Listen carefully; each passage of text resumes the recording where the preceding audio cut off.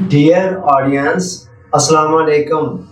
سورہ الاعراف کی آیت نمبر 199 کے اندر بتایا گیا خذ العفو وامر بالعرف واعرض عن الجاہلین، اور معاف کرنے والی روش کو اپناؤ، بھلائی کا حکم دیتے رہو اور جاہلوں سے اعراض کرتے رہو۔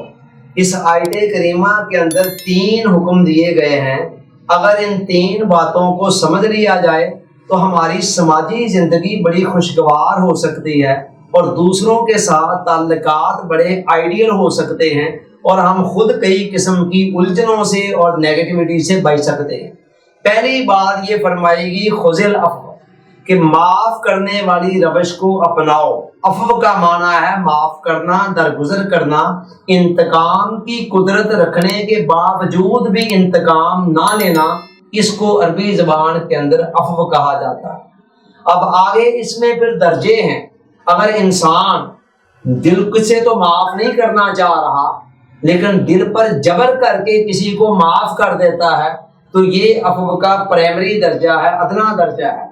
اور اگر انسان دل کی رضا اور خوشی کے ساتھ محض اللہ کی خوشنودی کے لیے معاف کر دیتا ہے تو یہ عفو کا اعلیٰ درجہ ہے۔ اور اگر اس کے ساتھ کچھ احسان بھی شامل ہو جائے تو یہ سونے پر سہاگا بن جاتا ہے۔ اس حوالے سے حضور علیہ السلام کی سنت طیبہ یہ ہے، سیرت مبارکہ یہ ہے کہ حضور علیہ السلام نے ساری زندگی کبھی اپنی ذات کے لیے انتقام نہیں لیا۔ صحیح بخاری کے اندر حدیث ہے وَمَنْ تَقَمَ رسول اللہ صلی اللہ علیہ وسلم لِنَفْسِهِ قَطُّ، کہ تاجدار کائنات نے کبھی اپنی ذات کے لیے کسی سے انتقام نہیں لیا۔ ہاں جب اللہ کی حدوں کو پامال کیا جا رہا تو پھر حضور علیہ السلام اس پر کوئی حد جاری فرما۔ ہمارا حال اس کے بالکل برعکس ہے۔ ہم اپنی ذات کے لیے تو ذرا سی بات پر بھڑک اٹھتے ہیں اور انتقام لینے پر آمادہ ہوتے ہیں، لیکن اگر کہیں اللہ کی حدوں کو پامال کیا جا رہا ہو یا اجتماعی طور پر ملک و قوم کا کوئی نقصان ہو رہا ہو تو وہاں ہم عام طور پر ٹس سے مس نہیں ہوتے۔ تو پہلی بات یہ کہی گئی کہ عفو درگزر سے کام لینا۔ اس کے بعد دوسرا حکم یہ دیا گیا کہ وامر بالعرف، کہ بھلائی کا حکم کرتے رہو، لوگوں کو اچھی باتوں کی نصیحت تلقین کرتے رہو۔ یعنی لوگوں کا رویہ تمہارے ساتھ جیسا بھی ہو، ماحول اور معاشرہ جیسا بھی ہو، سوسائٹی جیسی بھی ہو، تمہارا یہ کام ہے کہ لوگوں کے رویے سے بالا تر ہو کر لوگوں کی ناخوشگوار باتوں کو برداشت کرنے کے باوجود بھی تم ان کو نیکی، خیر اور بڑائی کی طرف بلاتے رہو۔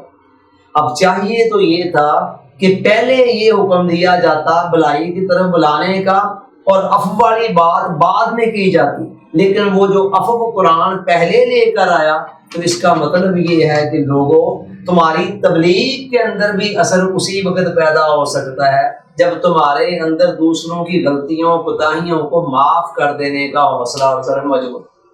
اس کے بعد تیسرا حکم یہ دیا گیا کہ وَأَعْرِضْ عَنِ الْجَاهِلِينَ، اور جاہلوں سے اعراض کرو۔ یعنی جو جاہل لوگ ہیں، عقل سے، فہم و فراست سے خالی ہیں، جو تمہارے پیغام کو نہیں مانتے ہیں اور تمہاری ٹھوس دلیلوں کے باوجود بھی وہ اس کو ماننے کی بجائے الٹا اس کے اندر شوشے نکالتے ہیں، تو ایسے لوگوں سے الجھنے کی ضرورت نہیں ہے۔ بحث اور مباحثے کے اندر وقت اور توانائیاں صرف کرنے کی ضرورت نہیں ہے، بلکہ سادہ سا میتھڈ ہے کہ ایسے لوگوں کو اوائڈ کیا جائے۔ سارے لوگ خدا کو نہیں مانتے، سارے لوگ اللہ کے رسول کو نہیں مانتے، تو سارے لوگوں نے ہمیں کہاں مان لینا ہے؟